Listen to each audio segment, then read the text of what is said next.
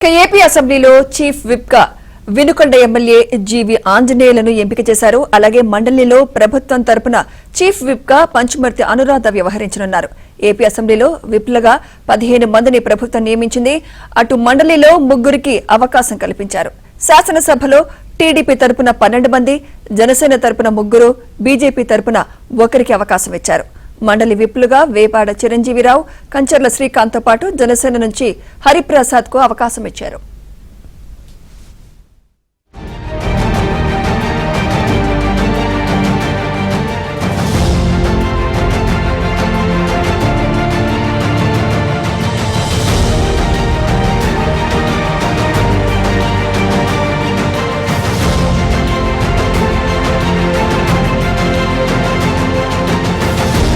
AP అసెంబ్లీలో chief whip గా Vinukonda MLA జీవి ఆంజనేయులను ఎంపిక చేశారు. అలాగే మండలిలో ప్రభుత్వం తరపున చీఫ్ విప్ గా పంచుమర్తి అనురాధ వ్యవహరించనున్నారు.